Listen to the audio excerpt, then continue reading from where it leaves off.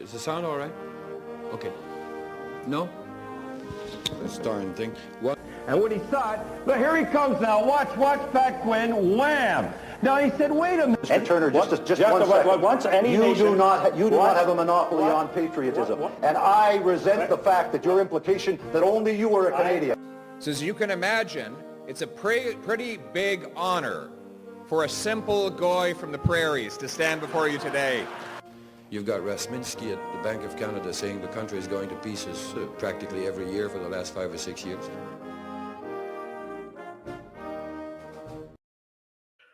Welcome to the 6th episode of the podcast of the Red Ensign, a podcast focused on the people of Canada, particularly the people of Anglo Canada, living within this very strange political entity that we call Canada.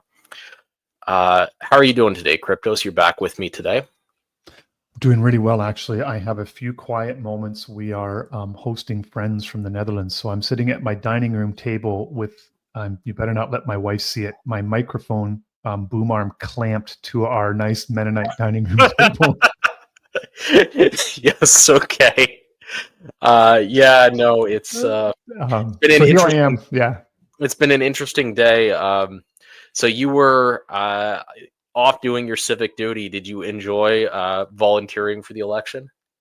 Yeah, it was. Yeah, my wife thought it would be good for me to, be a good citizen. And, I have a flexible schedule, so I can, do my part for Canada and for the election. And so I was a poll supervisor and worked in an Ontario riding that is, for as long as anyone can remember, been an NDP stronghold. And like all of the NDP strongholds in Ontario, was completely obliterated. And they are all now progressive conservative, or not progressive, Conservative Party of Canada. Oops, there's a Freudian slip there. But it was interesting to open the ballot box and pull out like the first 10 or 15 ballots, and they were all conservative. And I was like, okay, this could be very interesting. Could be a change, yeah. Yeah. Yeah, I mean, there's layers and layers to this, but I hope you enjoyed participating in our sacred democracy. It was good. I got to see all kinds of, you get to see all kinds of the way that propaganda, how do you put it, democracy as a containment and a propaganda mechanism itself works, so you have a mom and a little child coming out, and the little child sort of like very, skipping along optimistically, sort of looks at, "Mommy, did we vote for our team?" Yeah. And you're going, and you just sort of want to, you almost think to yourself, what you need is a cynics table at the beginning to say, come here and I'll explain to you how the system really works. And if you still want to vote after you're done here, I'll hand you a ballot and off you go. Yes, exactly. But yeah, so there was a few moments like that where just, the other interesting one is how many husband and wife teams came in where you got to hear the wife lean over to her husband and go, "So how are we voting again?" Yeah. And my goodness. Yeah. And you just sort of find all these little things that once you become aware of certain dynamics, just sort of make you chuckle inside. Yeah. I mean, democracy is amazing. We're all, women's suffrage and all that. And yeah. We're all very grateful to live in this,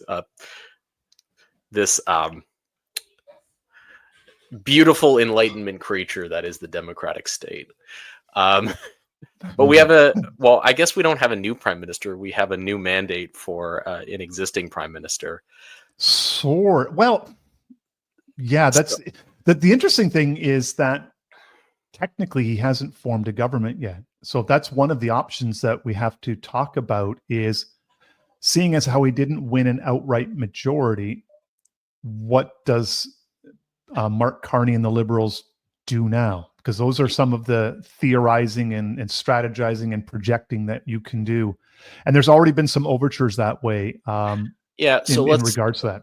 Let me kind of do the news portion of the broadcast. I've got a video coming down for Academic Agents channel tomorrow, but we'll give the news and then we'll talk about it. So Carney wins a minority. what actually turns out to be a pretty small minority.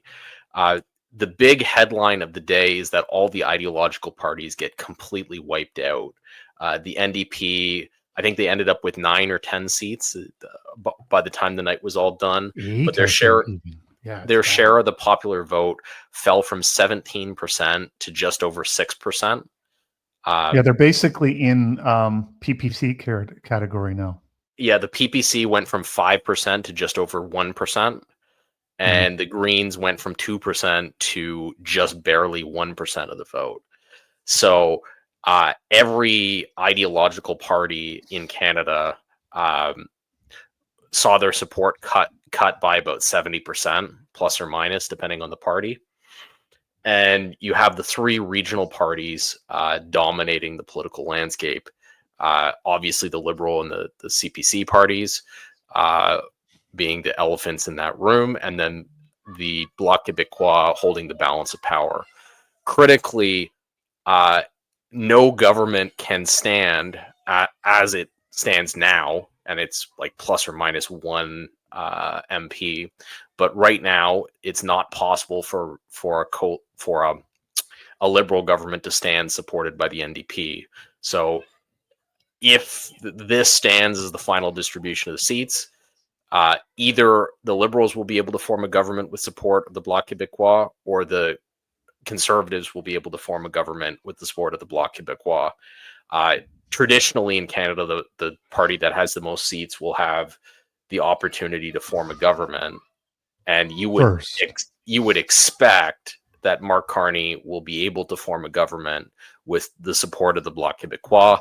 Again, the bonus of having a partner which is not ideological in the Bloc is that presumably, as long as you offer them enough goodies for Quebec, you should be able to make that work.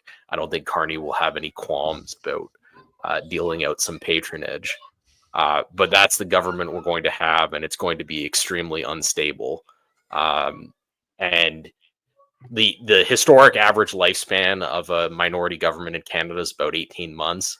My guess is we're not going to see, like the last minority government was exceptional in that it lasted 4 years. I suspect we're going to see a much shorter lived minority government here ahead of us. Yeah, like you say, 18, a year and a half to 2 years is about what you get. There's so many possibilities. Well, there's also a lot of minority governments in Canadian history that lasted like 6 weeks. So yeah, I don't think we're looking at that one, but my guess. No, I don't think the Bloc is angry enough.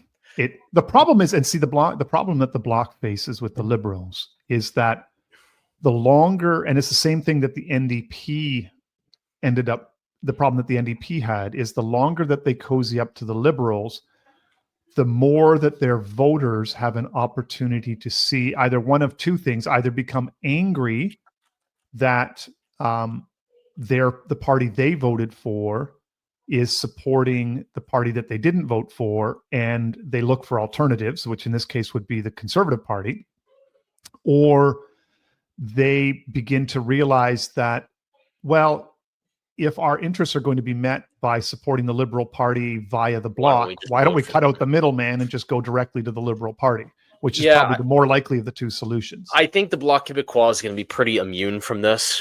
Most voters for the Bloc are French-Canadian nationalists to some degree, who are going to view this situation as like the dream situation for extracting concessions. They can just milk the Liberals for all that they're worth. Exactly. So I think that's going to last at least a year. But I think Carney's too conscious of his own image to allow that to go on forever. So eventually that will break down, and Carney will want to face the electorate again.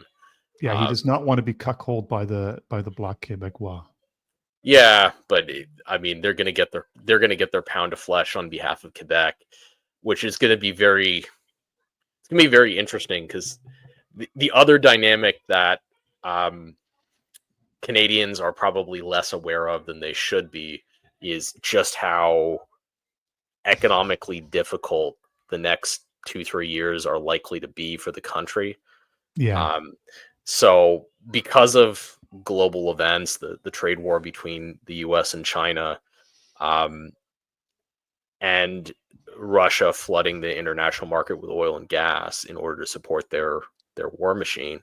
Even the renegotiation with Mexico and Canada, like the North American Free Trade Agreement, sort of basically going by the wayside. But even if you assume you get like a perfect renegotiation of that trade agreement, you're not going to solve the international relatively low prices in the commodity markets, which means that you're going to have problems with the Canadian dollar. You have both a federal and, well, more significantly, you have a whole set of provincial governments that are very extended fiscally. And you have a Canadian consumer that's very tapped out because of the challenges of the last couple of years.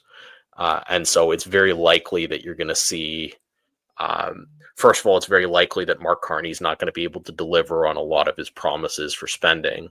And he made a lot of spending promises over the course of the campaign. And second, it's very likely that you're going to see because of the political demands of the situation, you're going to see continued demands to kind of pay off the Laurentian patronage machine. So I just think it's going to be a very, very tough couple of years for Canadians. And I think it's going to be hard for Mark Carney to leverage his position into like a majority mandate, because that rally around the flag effect that got him into government is only going to last so long. Well, it was already fading by election day. Yeah, and people are they're gonna be looking for someone to blame for their continued decline in standard of living. Yeah, and the thing is that I think, as we have noted here, and as people have pushed back on us, and we're still continuing to stand by it, that the Liberal Party and the Laurentian elite need to make a pivot away from the politics of the Trudeau years. So they basically want to flush basically from 2010 to 2015 and just kind of get a do-over. But the problem is that the damage is done, right? Yeah. So that, like, the policy damage, the immigration damage, the printing money damage, but then also the propagandizing your own supporters damage done. Like, that propaganda can't be flipped on. So what you ended up with in the campaign is messages that were very mixed and muddled. On the one hand, you're signaling to your base, basically blue America and Eurocrat progressive, type of stuff. And then on the other hand, you're signaling, heritage Canadian, we're going to do this, and we're going to tap into resources, and they're basically stealing the CPC. Well, I love that clip. And so you have this sort of this whole series of mixed messages that you get from the Liberals throughout the campaign. Makes it very, very difficult for them to act decisively. Well, very difficult for them to act decisively. They're in this tremendously politically weak position where they're going to not really be able to legislate, which means the only file they're actually going to be able to deliver on, if they're able to deliver on anything, is immigration, because you don't have to legislate to do that, right? So you just change numbers and just administratively just do it. Well, to send the 5 million TFWs home, you don't have to pass a single law. You just have to not do anything. That's right. And similarly, to get back to like 400K, which is what we would expect them to do. That'd be the largest immigration cut in Canadian history, by the way. And in order to do this, that all you need is the Prime Minister's office. You don't need anything else. And I have a sense they're going to actually cut further than that. Like, the numbers are going to drop partly organically, and then also, Well, this is the other thing. Even if you don't cut, even if you don't use policy to cut, the economic situation in Canada is going to be so bad over the next couple of years. You're going to have a problem with a huge number of people organically wanting to return, and you're going to have a lot more difficulty attracting the people you want. Let's put it that way. If you're the Laurentian elite trying to prop up your economic position. One of the most interesting graphs, and this is one that, and this is the kind of thing where you realize that the CPC was a missed opportunity here to themselves pivot on immigration. And, like, you don't have to go like full racist or anything or hippie, but you can just lay out as, like, when we started picking the breadcrumbs up on this like last year and begin saying, like, before it even hit Canada, this idea of a pivot even hit Canada, we were beginning to see, for example, one of the prominent ones, there was an article in the Economist, right, which is basically, oh shoot, my phone's going off, which is a liberal, like, yeah, it's one of these technocratic classic liberal sort of tastemaker type of things. So I need to apologize. I'm just yeah, this is classic podcasting. Yeah, this is doing it in your dining room and not in your yeah, wow. There we go. Okay, it's done. But so you see an article in The Economist where they make the case of that on any metric that you choose, mass immigration is terrible for the economy. So yeah. If no matter how you feel about the people themselves, this is just bad economics. And one of the telling statistics is the GDP per person. So as the number of immigrants have come from South Asia, and as they began, the restrictions on the sort of quote unquote high value immigrants began to loosen, the amount of GDP being produced per person goes down, which tells you that productive Canadians are then, and these are typically what you consider, the European origin, your typical white or heritage Canadian, are subsidizing through greater economic production those that are getting a free ride on the Canadian system, well, and to you a see substantial degree, and not even with direct handouts or whatever. They're just like, it doesn't even have to be direct government programs. It's just overall they're absorbing economic input that would otherwise, be with, kept with Canadians that enjoy their benefit that way. Yeah, we see this with all the technocratic publications coming out of Europe and places like Denmark and Sweden, where they're tracking lifetime tax contribution versus tax benefit receipts for migrants and the native population and migrants by place of origin. And the whole kind of technocratic liberal case for mass migration from the 90s, which argued that these people were necessary in order to prevent the social welfare state from collapsing, that entire argument has just dissolved inside liberal technocrat world over the last 10 years, because it turns out that the overwhelming majority of migrants are actually net lifetime drags on the economy, even in the second generation.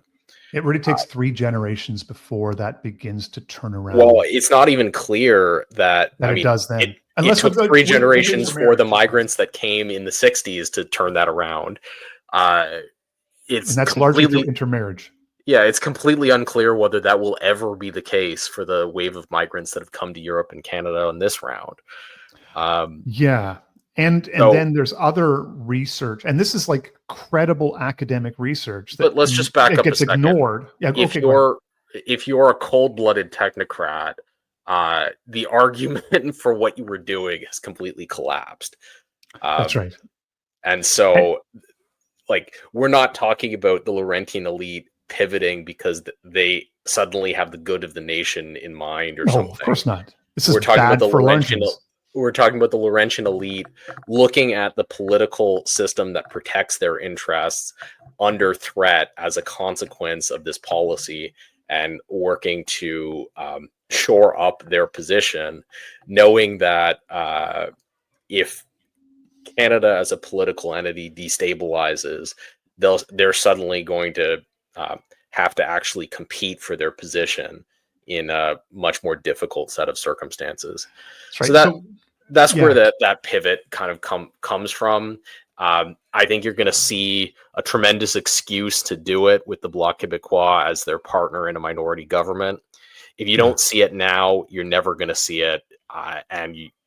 If you don't see it now, you're just going to see the country come apart rather than deal with this issue. Yeah, and the what people have to understand is that, you know, the Laurentians are the guardians of, and that's how they were able to play this 51st state stuff. The Laurentians have positioned themselves as the guardian of all things Canadian, because all things Canadian are good for the Laurentians, not because they necessarily have a deep love for Canada and Canadians. And that's kind of, you know, so that, I mean, it's a purely well, someone asked me on bloodless Twitter, sort of thing that way. Someone asked me on Twitter, what's the point of Canada, right?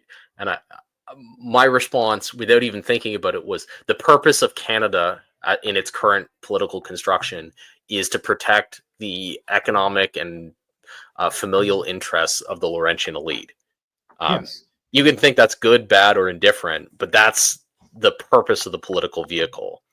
And so you should expect it to behave in ways that protect the interests of the Laurentian elite, especially as the Laurentian elite have exited the business world and become more and more concentrated inside the federal government.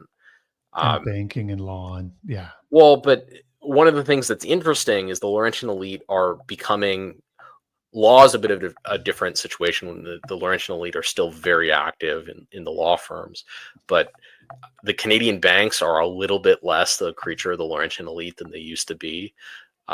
Certainly Canadian business, apart from a pretty small number of organizations like Bombardier that really depend on contracts from the federal government. Irving's. The number of families that have their interests outside the federal government is getting smaller and smaller by attrition over time. And so you're getting to a point now where formal control of the federal government is almost essential to the survival of the Laurentian elite, and allowing the Western elite to come into power is considered, you know, a more and more profound threat. Which is one of the reasons why I think in addition to, probably the one thing I am most certain that Mark Carney is going to do is that he's going to advance censorship law and tighten the hold that the Canadian government has over the kind of propaganda state. So I think we all need to kind of understand that that's probably coming down the pike here shortly. A lot more criminalizing speech, potentially banning platforms like Twitter X. These are things that you should reasonably expect as a consequence. And be making preparations for. And be making preparations for, yes. Just as an aside to like, in addition, like with this whole like immigration thing that the liberals have to plan, people have to understand that the other reason why the credible stuff is coming is that the other big argument is the assimilation argument. And so people on the ground are feeling it in two ways. One is economically, but the other is culturally. And there is a lot of very reputable and credible academic research now that once you reach a certain level of immigration, like during the periods of mass immigration, those that come en masse from various countries don't really assimilate, and their identities persist over time, and persist generationally. Yeah, and the influences tend to be more in terms of the incomers tend to influence the host culture to a greater degree than the host culture influences the newcomers. So in a sense, like you think about it this way, one of the examples used in a recent piece was nobody ate Italian food in the United States until the late 1800s, when the Italians immigrated from Italy and brought Italian food with them. It just wasn't a thing before that. And now everybody eats Italian food. And you think, well, it's just food or whatever, right? But this is one of those signs that, there's on a whole number of levels, the immigrants who come influence the host nation probably more than the host nation influences the immigrants, especially if it's done at scale. So Canada, thus, is becoming increasingly like India and Pakistan and China, and people are beginning to notice on the ground and wondering, is anybody doing anything about this? I mean, there are like really profound signs of this in terms of the level of social trust and in terms of the kind of care, like the care of the commons is the care of the commons was profoundly symbolic of Canadian culture in the before times. I've never been to any other country where the commons were cared for as well as they've been cared for in Canada. Yeah, and that's disappearing fast. Yeah, like even stuff like if you did backcountry camping, you would 98% of the time find a day's firewood left behind for you. You should. But that's an expression of social trust that just doesn't exist in other cultures. It's kind of care funny. For the commons, right? Even our Dutch friends, when they came over, they said, we love being in Canada because Canadians are so open. And he says they're very, very friendly when you meet them. And then the longer you talk to them, they begin to open up more. And I said, well, that's kind of because you have a public sphere where you maintain a certain degree of decorum, but you also hold back how you feel. And so you have this sense of layers where you can get to know somebody. Once they trust you and they know you more, then they will let you in. And so he says, well, when you're in the Netherlands, everybody's just rude to you until they get to know you. Yeah. Yeah, that is true. Yeah. So, I mean, that part of Canadian culture is very under threat. And we'll just, we'll have to see exactly what happens to it. So this wasn't intended to be an episode exclusively about the election, but I really wanted to point out the death of the ideological party in Canadian politics, and then this dynamic that we're going to have where the Liberal Party of Canada is going to have to cooperate with the Bloc Québécois in order to form a government. And that cooperation is going to be a tremendous excuse to do some of the things that we've seen the Laurentian elite signal that they might want to do anyway. I might want to add one other sign of like the non-ideological nature of Canadian politics. And this is something that the Conservative Party is going to have to really grapple with. Yeah. The NDP was completely decimated in Ontario. And the NDP has traditionally been quasi-communist, ideologically left-wing, very pro-union, pro-worker. It's Marxist down to the core. And the guys on the factory floor, the white working class, are now, for the first time in 3-4 generations, are now in the fold of the Conservative Party of Canada. And will they understand what to do with them? I'm not sure that they're capable of it because the Conservative Party of Canada still, it unfortunately tries to embrace ideologies to make up for its weakness in its power base. But we can discuss that going forward. Yeah. Let's kind of talk about this first.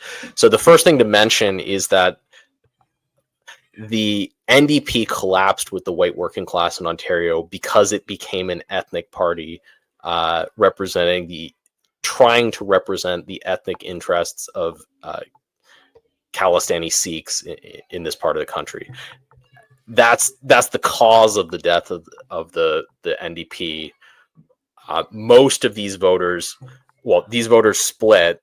Most of the sort of traditional members of the white working class ended up in the CPC, and then all of the kind of hardcore Marxists or whatever, particularly like the public sector union people who have traditionally academics, limousine liberals. Yeah, all those people went to the Liberal Party of Canada. So that's kind of the division of those voters as the NDP collapsed.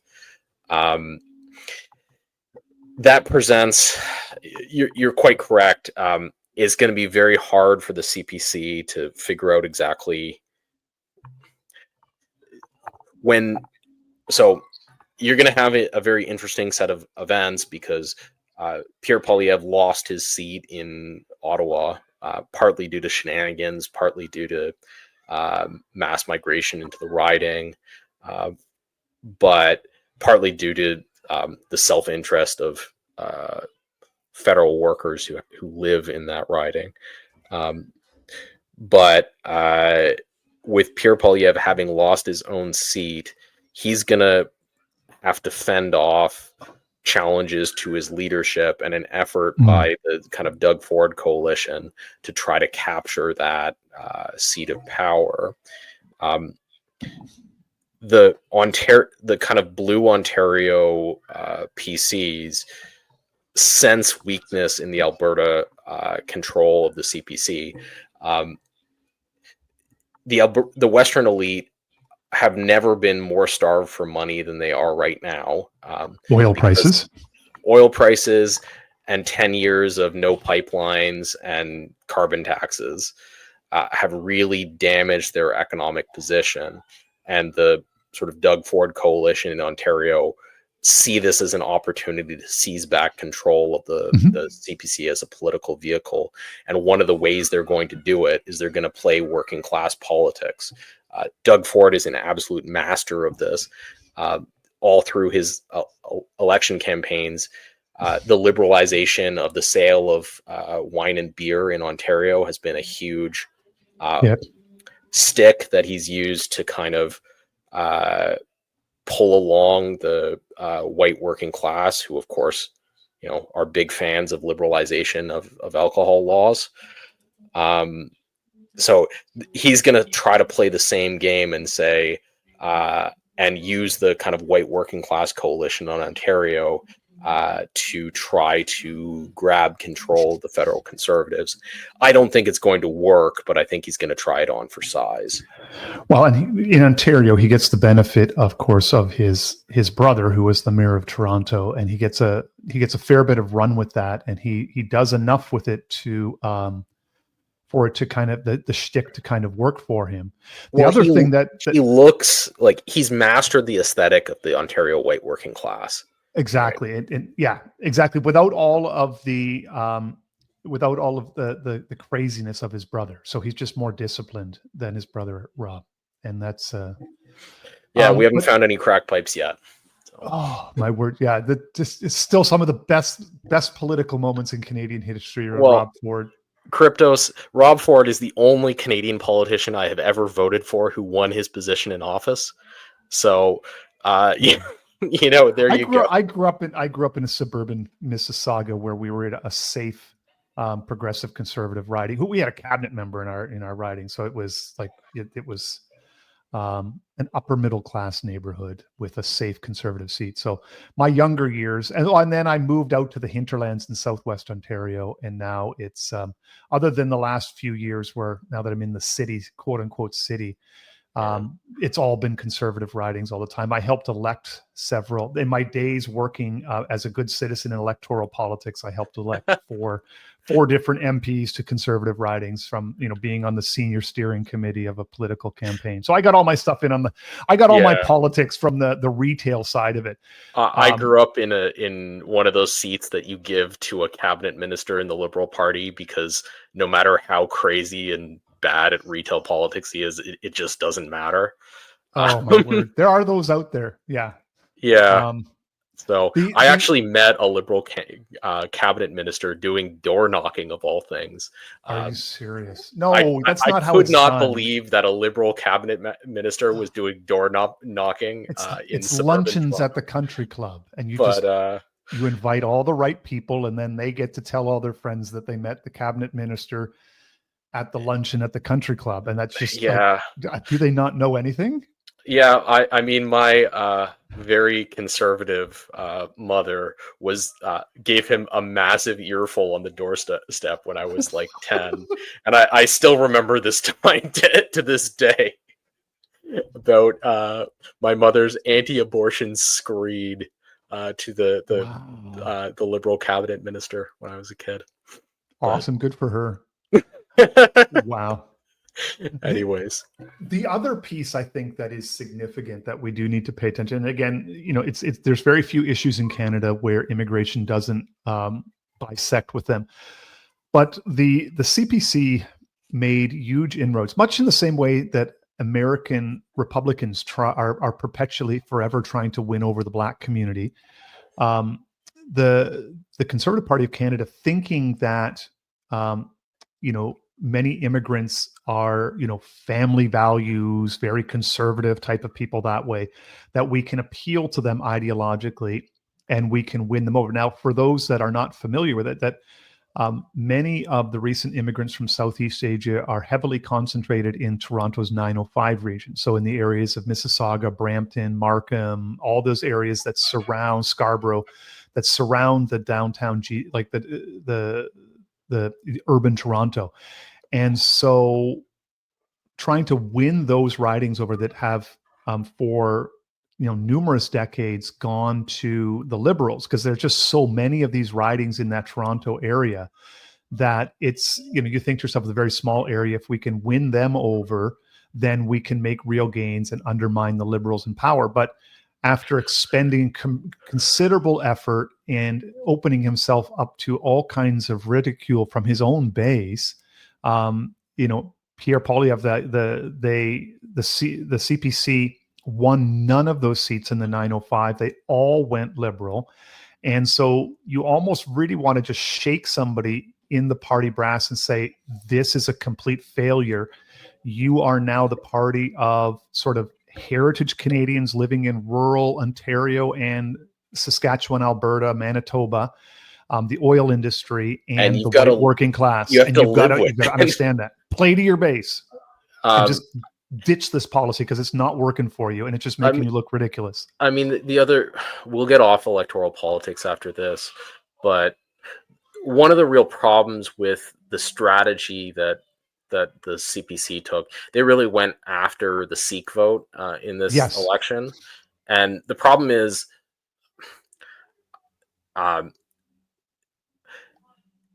so we have the Battle of Brampton in this year in this country every year now, and it's because half of the population of Brampton hates the other half over an ethnic grievance from the old country. Yeah. So when you pander, if you're not very thoughtful about exactly how you pander, you risk inciting the other half of the ethnic grievance against you. And the CPC they're just not deft enough to do it well. So you're almost better off not doing it at all than doing it badly. That's right. And the Southeast Asian immigrants, so the Sikhs and other Indians and so forth, China, whatever, they know who's responsible for mass immigration. They know who brought them here. They know it's the Liberal Party predominantly, because all the numbers have ramped up since 2010. Yeah. And even though you can say, well, the Conservatives were doing it too, but the numbers not the same way Trudeau was. No, exactly. And so they know which side their bread is buttered on. So really, the realistic plan should have been for the Conservatives to hang this like an anchor around the neck of the Liberals and just watch them sink and drown. But unfortunately, there's just too many of these ridings in the Toronto area. Now, this is part of the reason for the pivot, is that this is getting to be a problem for the Laurentians, and that these groups are now becoming electoral. Yeah, I know. But so then, we need to move on. We've made our point. So this is it. We have made our point. Something else interesting in Canadian politics happened this week. So Patrick Deneen, who is a Catholic integralist, part of one of the figures in the American New Right, came to Canada and went to the old Preston Manning Institute. Now, what's their new name? The Canada Strong and Free Network. Oh my goodness! Yeah. It's as bad as you think it is. It's got to be the Preston Manning Center, all right? Otherwise, you don't know what it actually is. Anyway, so he comes to Canada and he writes this piece on his Substack about making Canada conservative again. And there's two kind of pieces to this that I think are really interesting.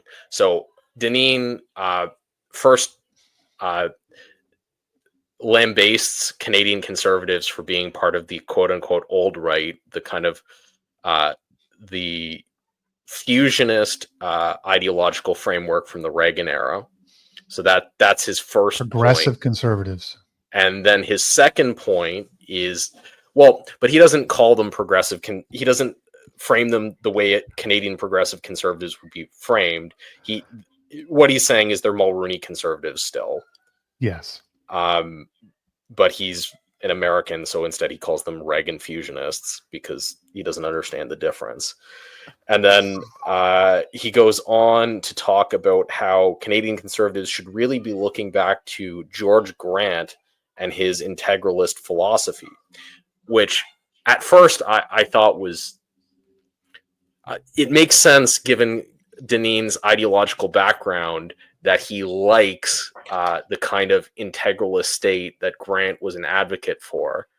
But let's have a look at this and maybe, well, why don't you open up with some of your thoughts about it?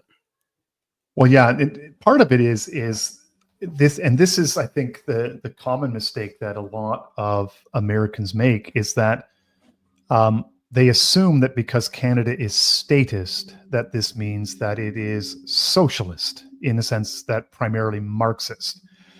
And so already what they're trying to do is they try to map onto Canada their understanding of American politics. So if you're statist, you must be left liberal. And then if you have any sort of policies that, like you're pro-abortion or you're pro-gay marriage, you're for transgender rights, you automatically assume that these people are all radical leftists, which they're not. They're just basically, these are convenient vehicles to rally the support of their base, to signal their loyalty to Blue America, whom they are a client of. And it works to, in a sense, provide meaning for their people in a very alienated, nihilistic world.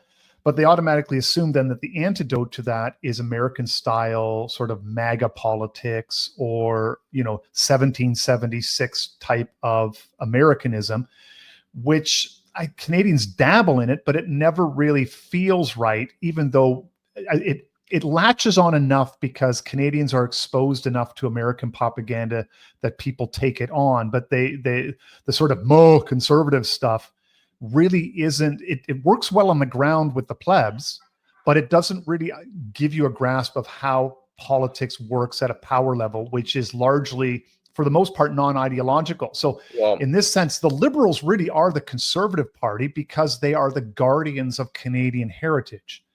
And the vehicle by which they guard Canadians' heritage is through what you would call strong social policies and a strong state apparatus, which seems like quote unquote socialism, but it's not ideological socialism. It's basically state patronage networks with a socialist gloss over it. And that's kind of the best way to probably think about it. Yeah. So I have two, I want to kind of specifically take apart what Deneen has offered here, because I think it's instructive and I think he deserves it. So sure. The first thing is labeling the Conservative Party of Canada fusionist on the Reaganite model, as if the Conservative Party of Canada was dominated by libertarians allied with kind of social conservatives in an unholy alliance. This is not a description of the Conservative Party of Canada that's going to yield any predictive power at all. No, right? Exactly. The Conservative Party of Canada is an alliance between religious conservatives in rural Ontario and the economic interests of the export country of the export economy in the west of the country, resource based. And so free trade is good for the export economy, so it's a policy of that party.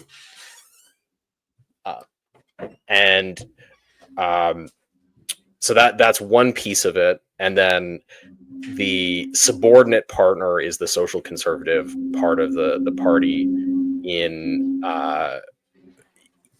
rural Ontario. And they don't even give that much play. It's just more or less what you get told is that, we get where you guys are coming from, but you have to understand we need to win elections, so we just don't want you to talk about it at all. And that's how it's done. What you get is we'll protect you from attack. That's from the radical, from the liberals.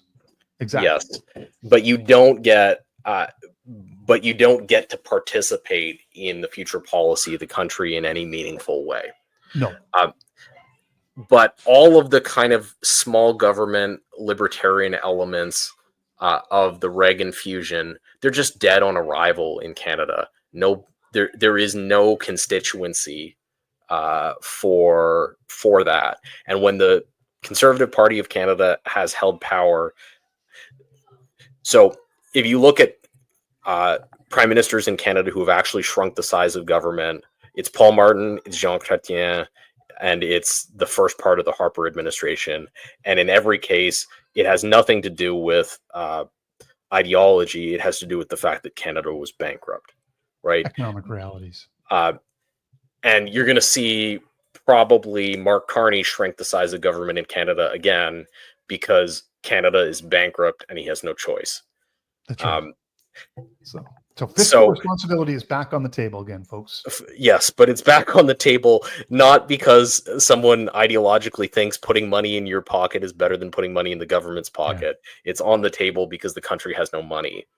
That's right. And so this framing of the Conservative Party of Canada as representatives of the old right is just, it's silly. Probably the only thing that really latches on, and this is in part because of some of the experience during COVID, is the freedom, like the free speech stuff. So I can speak out against about like vaccines and things. Yeah. And also the whole idea of, it's my body, I want to do with it as I please type of thing. But so again, that's not a Conservative Party. That's like the People's Party of Canada stuff. And that, but they just finished getting 2% of the vote in the federal elections. Well, but some of this stuff resonates with a certain segment of the voting population. So I can see how Deneen could sort of say, okay, some of this stuff is visible. And so you see it. And then, you're at a think tank conference like the Press of Anyone. And so people are talking this way. And then you could say, well, what we need is just more of this. And you begin to realize like, well, even the people at the institutes don't actually understand how things work in their own country. Well, so the Preston Manning Institute here is they're one chunk of the think tank infrastructure behind the policy apparatus for the Conservative Party of Canada, and they're probably the least influential chunk of that.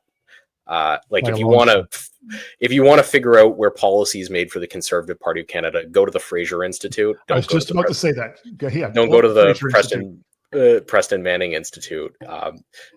The Preston Manning Institute has been losing at politics inside the Conservative Party since they were formed.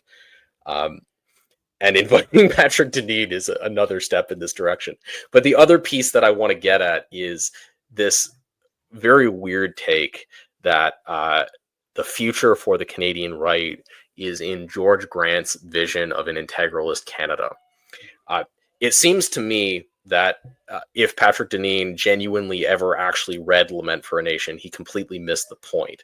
Because the central point of that book is that there's no elite class interested in carrying forward the integralist vision for a nationalist Canada, right? So the point of Grant's book is that Patrick Deneen's specific vision for what would be a great politics for Canada is impossible because there's no class of people who would ever want to carry it out. No, exactly. So he has 2 points, right? He says, this would have to be accomplished by the uncompromising commitments to 2 main programs: rejection of the libertarian hostility to government, and even an embrace of planning against the supposed benefits of the invisible hand of the free market. And 2, a strong working alliance between the older Tory tradition of the English-speaking stock who had departed America at the time of the Revolution and the more traditionalist Catholic French-speaking Quebecois. And that's where his integralism comes down. You have to integrate those 2 elements into a cohesive whole. And like the layers of nonsense here just get deeper and deeper. First of all, there is no sense in which the Quebecois are more traditionalist than the rural English-speaking voters of Canada. It's like completely the opposite. Because French-Canadian nationalism is intimately tied in with like radical leftism because of the history of French-Canadian nationalism, the Quiet Revolution. There's no such thing as traditionalist French-Canadian. I mean, I shouldn't say there's no such thing. Traditionalist French Canadian Catholics are a radical minority inside their polity. Most are socialists and like Yes. Marxist, but They're- nationalist Marxists. I'm trying to think of a good comp. Kind of very much politics, very much along the lines of Sinn Féin in the 80s. That's right? exactly it. Yes, definitely. Except Sinn Féin, like in the late period, as Catholicism has already begun to decline in Ireland, and less Catholic even than that. On the other hand, the conservative elements in Protestant Canada are, first of all, they're not entirely Protestant. There are Catholic elements of it, but Anglo Canada is traditional in a way that, like post Quiet Revolution French Canada could never be. That's right. It's like the vast majority of people who attend church in Canada live in the countryside.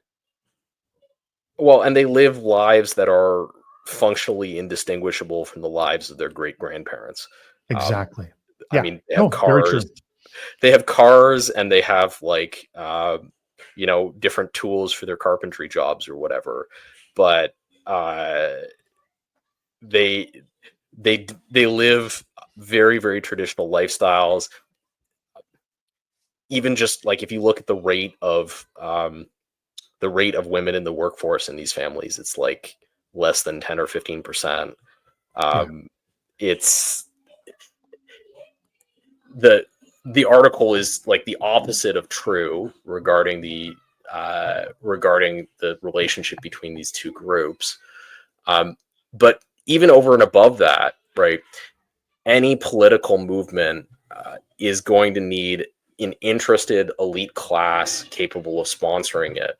And for an integralist society to work, you need a civil service which is deeply aligned with the kind of social elements, the social conservative elements, and has common interest with those elements rather than common interest with either the kind of internationalist network or common interests with the existing Laurentian elite who, have a different vision for society.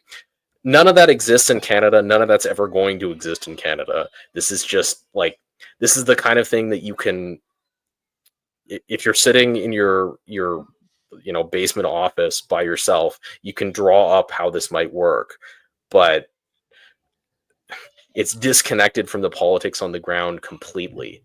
And the thing with Deneen is that he misses the point of Grant in a very fundamental way, because he never mentions once in his piece that, although he's willing to admit that the United States is simply the most progressive society on earth and therefore the most radical force for the homogenizing of the world, by its very nature, the capitalist system makes the national boundaries only a matter of political formality. So he recognizes that Grant is critical of this economic-based sort of American, put the economy first type of thing. But he fails to grasp that Grant's solution is something akin to Gaullist France, or maybe even better, Prussian Germany, where it's not managerial administration, but it's a very competent people of an elite class who take it upon themselves to staff a very strong, active state that is active in managing the affairs of the country for the benefit of, for what they perceive as the benefit of the people, above necessarily maybe even putting economic interests first. And so I think there's something like where it just doesn't, like Deneen is trying, but it doesn't quite click with him. Yeah, it doesn't map onto American ideology. Like everything in the US seems to be ideological first and seen through the lens of ideology. And Deneen struggles to grasp a state that isn't an expression of ideology, but it's an expression of the interests of a people or a class within a people. Yeah. So anyways, we've rip Deneen a new one. I suggested the Preston Manning it's an Institute. Intelligent article. This is the thing, though, too, is that you should I suggest to the Preston article. Manning Institute that they should never invite Deneen again. He's a very silly person. But his political program might be a great idea for a state like Mexico, where Catholic integralism might have a future. But coming back to, he needs to do less marketing of his idea and more objective assessment if he wants to get my attention any longer. There you go. So anyways, we're past the hour now. Thank you so much for joining me. It's a bit of a messy day for background noise, so I apologize for that. But you came off easy. I have like phones ringing and everything. So there we go. Yeah, I just have children shouting the whole time. So, which is fun. I'm trying to listen to what are the kids saying in the background? But yeah, there you go. Anyways, enjoy your afternoon. To the audience, all hail King Carney. Wow. And God save the king, I guess. Oh my word. Canada originally was put together by two groups of people who didn't have much in common but didn't want to be American. The line just popped into my head. A bunch of the boys was whooping it up. And there I got my start. We have had a flag. Flags can be changed. But flags cannot be imposed, the sacred symbols of a people's hopes and aspirations, by the simple, capricious, personal choice of a Prime Minister of Canada. I have watched this country for half of my life from abroad, and we have turned complacency into just that, a national sport. I am resolutely opposed to all innovation, all change, but I am determined to understand what's happening. I don't choose just to sit and let the juggernaut roll